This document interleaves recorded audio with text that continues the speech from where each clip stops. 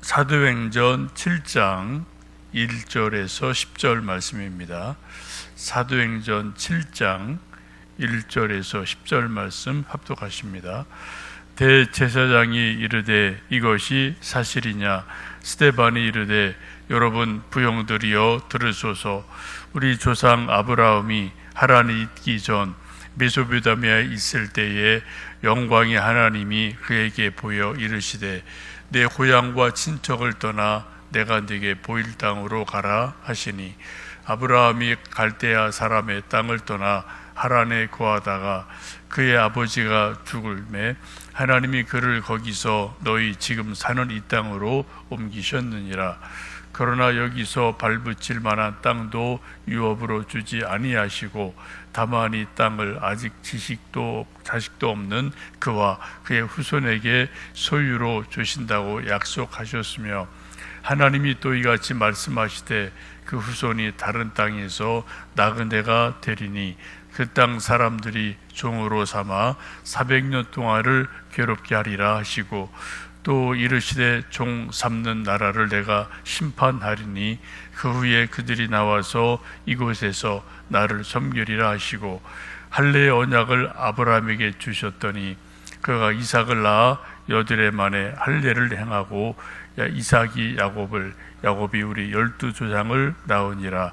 여러 조상이 요셉을 시기하여 애굽에 팔았더니 하나님이 그와 함께 계셔 그 모든 환난에서 건져내사 애굽 왕 바로 앞에서 은총과 지혜를 주심에 바로가 그를 애굽과 자기 온 집의 통치자로 세웠느니라.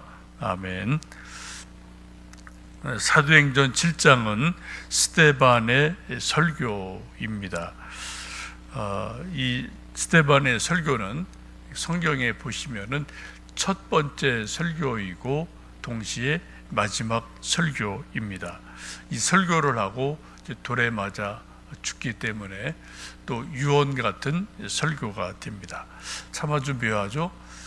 스데반이라는 7 집사 중에 한 분, 성령이 충만하고 지혜가 충만한 분이 설교를 한번 딱 처음이자 마지막 설교하고 유언 같은 설교하고 죽습니다. 이 죽을 때 우리가 어제 말씀 보신 것처럼 6장 15절 보시면 그의 얼굴이 천사와 같았다라는 말씀이 있고요. 또 그 뒤에 있는 말씀도 보면은 천사의 얼굴 같다라는 말씀이 있는 것을 보면은 성령 충만함은 틀림이 없습니다. 중요한 것은 이 스데반의 설교를 듣고 분노한 유대인들, 군중들, 특별히 그 중에 앞장섰던 사람이 사울이라는 청년이 앞장을 서게 됩니다. 근데 사울이 이제 나중에 부활한 예수님 만나고 담메색에서 만나고 바울이 되어지는데 우리 이제 성경에서 바울 하면 엄청 중요한 분이죠. 그래서 바울이 쓴 서신서가 여러 권 있고 소위 이제 바울 신학이라는 말을 또 이제 많이 하게 되는데 이 바울 신학을 이루는 가장 중요한 뼈대 결정적인 어떤 동기부여 이런 것들이 바로 이 스데반의 설교 가운데에서 영향을 받는다라는 것을 이제 우리가 좀 뒤에 볼 수가 있겠습니다. 그만큼 한 번의 설교인데 중요한 설교이고 깊은 설교를 스데반이 하고 순교를 합니다. 1절 보시면 대제사장이 이르되 이것이 사실이냐라고 스데반을 이제 불러놓고 지금 이제 여러 가지 따지는 일이 있죠. 여기서 대제사장은 아마도 가야바일 것으로 보여집니다. 예수님 십자가를 못 박게 했던 당사자가 당시 대제사장 가야바였죠. 그래서 총독에게 가서 이렇게 쏙닥쏙닥해서 예수님을 십자가에 못 박게 한 그런 장본인이 이 대제사장이다라고 보시면 됩니다. 지금 이것이 사실이냐라고 질문하는데 두 가지 내용으로 보시면 되겠습니다. 스데반이 우리 한 말이 있으니까 첫 번째는 예수님 죽었는데 예수가 부활한 게 사실이냐? 아직 대제사장은 예수님 부활을 인정하지 않는 사람이죠. 본 적이 없죠. 들은 적이 없죠. 간접으로 이렇게 들어 소문만 들은 것이기 때문에 이 스데반이 또 담대히 말하니까 정말 예수가 부활했느냐? 이게 사실이냐? 라는 질문을 하게 되죠. 또 두 번째는 내가 지금 사도들을 옛날에 옥에 가두고 매질해서 절대로 예수 얘기하지 마라, 예수 부활했다는 말 하지 마라, 아주 엄포를 놓고 놓아준 적이 있는데, 또 이제 스데반이라는 또 다른 사람이 이런 설교하고 다니니까 내가 그런 불온한, 우리가 그만 설교한 것이 사실이냐라고 두 가지를 묻게 되죠. 그랬더니 그때부터 이제 2절부터 스데반이 이르되 하고 이제 스데반이 말하기를 하고 설교가 시작이 되어집니다. 2절 설교의 처음 이제 도입 부분을 서론을 그렇게 말하죠. 여러분 부형들이여 들으소서. 우리 조상 아브라함이 하란 있기 전 메소포타미아에 있을 때에 영광의 하나님이 그에게 보였습니다. 그래서 고향 친척을 떠나 약속의 땅으로 가라라고 설교를 시작을 합니다. 여기 설교 시작이 아주 중요한 멘트가 있어요. 우리 부형들이여 들으소서. 같은 유대인들이니까 나이 많은 사람, 동갑내기 젊은 사람, 많은 사람이 있으니까 그분들을 조금 이제 존칭해서 부형들이여, 형님들, 선배님들 좀 잘 들어보십시오라고 이제 말을 하죠. 그리고 처음 하는 얘기가 뭡니까? 아브라함 이야기를 합니다. 우리 조상 아브라함을 이야기해요. 아주 중요한 포인트죠. 예수님을 믿든 믿지 않든, 예수님을 좋아하든 좋아하지 않든, 유대인들에게 지금도 공통된 유일한 공통 분모가 있다면은 아브라함이에요. 아브라함은 믿음의 조상이다. 히브리 민족의 뿌리다. 이런 게 분명하지 않습니까? 그래서 지금 듣는 사람들이 공감할 만한 그러한 이야기를 시작합니다. 우리 조상 아브라함이 이랬습니다. 다 아는 거죠. 예수님 반대하는 사람들이 이건 다 인정하고 아는 내용이에요. 그래서 이 가나안 땅, 이 팔레스틴 가나안 땅이 오기 전에 우상의 땅이 있었다. 하나님이 부르셔서 약속을 주셔서 불러내셨다라는 것을 이야기를 합니다. 공감대를 형성을 하게 되죠. 3절, 4절, 5절 말씀은 역시 아브라함에 대한 말씀인데 그런 내용이죠. 고향 친척을 떠나서 내게 보일 땅으로 가라. 3절에 보시면 또 이제 이것이 이제 아브라함에게 주실 땅이다라고 이제 말씀을 하고요.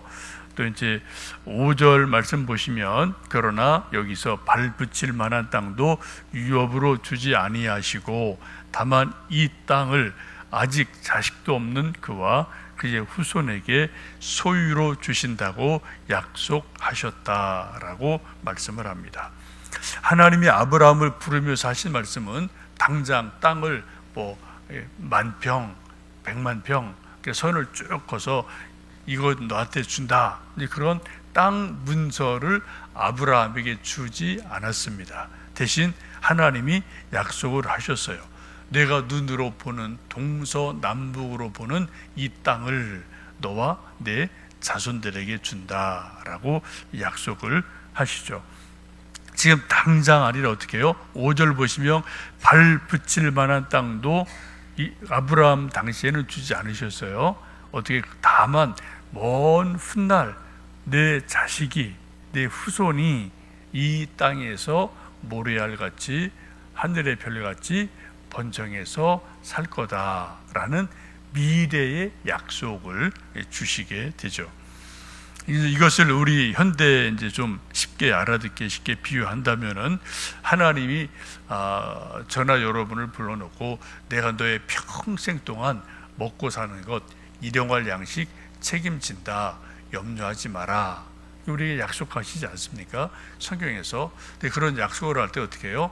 평생 먹고 살 평생 연금, 통장을 우리에게 주신 적은 없어요. 또 현찰을 이만큼 싸갖고 하여튼 1억, 2억 현찰을 딱 주시면서 이거로 평생 먹고 살아, 평생 책임진다, 이런 식으로 하신 일은 없다고요. 어떻게요? 그러나 출애굽기나 또 예수님도 말씀 보시면은 매일 만나를 주시고 메추라기를 주시고, 또 이제 예수님도 먼저 그의 나라 그의 의를 구하면 먹을 것, 입을 것, 쓸 것 다 하나님이 책임지신다, 이제 그런 약속을 하지 않습니까? 쉽게 말씀드리면 현찰을 주시거나 통장을 주신 게 아니라 미래의 약속 어음을 주신 거다라는 거예요. 이게 이제 문제예요. 약속 어음은 오늘 당장 돈은 아닙니다. 이게 5년 있다가 10년 있다가 30년 있다가 그것도 정해진 그 어떤 때가 있지 않습니까? 그때 위에 이제 현금이 되고 진짜 돈이 되는 거죠. 그래서 우리가 이 약속을 받은 사람은 늘 미래를 기다려야 되고 미래에 대한 소망이 분명해야만 됩니다. 약속에는 두 가지 약속이 있죠. 하나는 수평적인 약속이 있습니다. 이거는 사람끼리 약속하는 거예요. 이제 내일 토요일 오랜만에 친구들과 우리 12시에 점심 먹고 커피 한잔 합시다 라고 약속을 일주일 전에 했어요. 근데 갑자기 배탈이 났어요. 토요일 날 새벽에. 그래서 친구에게 도저히 갈 수 없어서 내가 지금 배탈이 나서 밥을 먹을 수 없으니 오늘 점심 약속한 거 일주일 있다 뒤로 미룹시다, 이렇게 얘기해도 이건 이제 익스큐즈가 되는 거죠. 서로 이해가 되고 그러지 별 이제 문제가 없어요. 이게 이제 수평적인 이제 약속입니다. 사람과 사람의 약속입니다.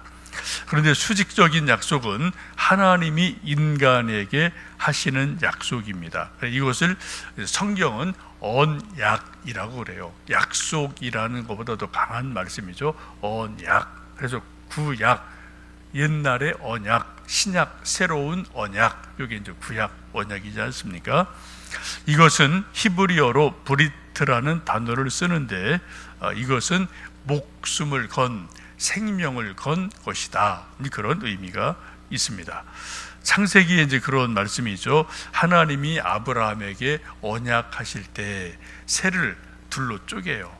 그래서 이쪽 저쪽으로 새를 반으로 쪼개서 이쪽 벌려놓고 그 사이에 하나님이 아브라함에게 언약을 하시고 불이 가운데로 쭉 지나가는 일이 있죠.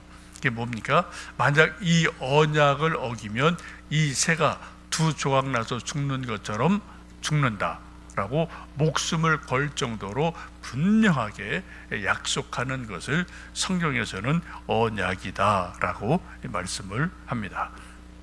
그래서 사람의 약속은 수정하거나 파기하거나 또 안 지킬 수 있지만 하나님의 언약은 반드시 하나님의 시간 속에서 지켜진다라는 것을 기억하시면 좋겠습니다. 그래서 이 언약이라는 것은 오늘 현재 상황보다 하나님이 하실 내일, 모레, 미래 일이 더 중요한 의미가 있어요. 포인트가 오늘 왜 돈 안 주시나? 요거보다 언제요? 하나님이 약속하셨으니, 언약하셨으니 반드시 하나님의 시간에 약속하신 것을 이루신다라는 미래적인 믿음, 소망, 이게 훨씬 더 중요한 포인트가 되는 것을 볼 수가 있습니다. 제가 이제 지난주 설교할 때 저희들이 코로나 때문에 하도 답답한 시간들을 너나 할 것 없이 지내니까 시간이 도대체 뭐냐, 그런 거를 모세 시편 90편 말씀을 본문으로 해서 이제 시간은 세 가지 의미가 있다. 순환하는 거다. 돌고 돌고 돈다. 봄, 여름, 가을, 겨울 계속 도는 순환적인 의미가 있다. 또 하나, 시간은 계속 흘러간다. 앞으로 직진한다. 벌써 어제, 오늘도 이제 조금 있으면 또 하루 지나고 또 내일 계속 쏜살같이 시간은 앞으로 달려가죠. 근데 그 흘러가는 시간 속에 하나님의 언약하신 일들이 언젠가 분명히 하나님의 때가 되면 언약이 이루어진다. 그래서 우리가 예수님 믿는, 성경을 믿는 우리가 가장 눈여겨봐야 될 부분은 하나님이 언약하신 것이 뭐냐, 그것을 언제 이루시느냐, 여기에 좀 초점을 가지고 시간을 봐야 된다, 그런 말씀을 드렸습니다. 여러분, 지금 이 아브라함이 하나님의 약속을 받았습니다. 하나님의 약속받은 것이 아들을 낳기까지는 25년이 걸렸어요. 여기 쭉 뒤에 있는 말씀처럼 남의 나라에 가서 400년간 종노릇 하다가 다시 돌아와서 이 땅에서 이제 너희 조상들이 이렇게 살 거다라는 아주 긴 약속, 언약을 하죠. 그래서 기근 때문에 요셉 때 내려가고 400년간 종노릇 하다가 출애굽을 하고 또 이제 모세와 여호수아를 통해서 약속의 땅 가나안으로 돌아오는 것이 있습니다. 이때까지는 수백 년의 시간이 흘러가는 그러한 일들이 있게 됩니다. 성경은 창세기부터 계시록까지 시간의 처음부터 끝까지 전체를 말씀하시기에 시간적으로 보면 엄청 광대한 것을 성경 속에 다 담고 있습니다. 그걸 조금 좁히면은, 저나 여러분, 우리가 이 땅에 태어나서 한평생 70, 80, 100 사는 동안 우리가 성경을 읽고 기도하고 하나님 믿는 가운데 하나님이 저에게 개인적으로, 여러분 개개인적으로, 아니면 집에 어떤 공동체에 주시는 하나님의 약속이 있다는 거죠. 언약이 있다는 거죠.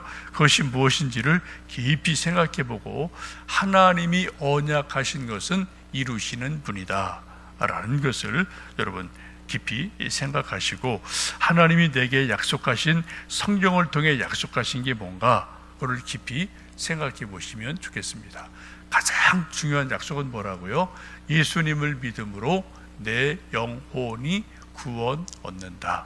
내가 천국 백성이 된다. 그래도 이 땅에 사는 동안 이런 일 저런 일, 크고 작은 하나님이 주신 사명 혹은 비전, 이런 것들이 나를 통해 이루어진다. 우리 아들, 딸들 통해 이루어진다. 이것을 여러분 기억하시고, 그 약속이 징검다리가 돼서 하나님과 나를 이어주는 그런 다리 역할을 해주는 게 바로 그러한 언약이라는 거죠. 이 언약이 있을 때 우리 삶의 의미가 이렇게 살아나는 거죠. 소위 삶의 미닝, 의미가 부여가 되고, 아, 내가 이런 일 때문에 태어났구나, 이런 사명 때문에 내가 인생을 사는구나. 그 사명을 감당할 때 우리 삶의 의미가 일어나고, 또 이제 꽃이 피고 열매가 맺고, 그래서 우리가 하나님이 선택한 백성인 것을 우리가 또 경험을 하게 됩니다. 이것을 먼저 젊은 사람들은 비전이다 라고 말하기도 하고요, 또 우리식으로 말하면 기도의 제목이다, 내가 정말 하나님 앞에서 꿈꾸는 내 인생이다, 이렇게 표현할 수도 있겠습니다. 오늘도 기도하시면서 하나님 내게 약속하신 약속이 무엇인지를 한번 살펴보시고, 또 간절히 기도해서 또 하나님의 꿈을 이루는 우리 모두 되기를 주님의 이름으로 축복합니다. 함께 기도하겠습니다.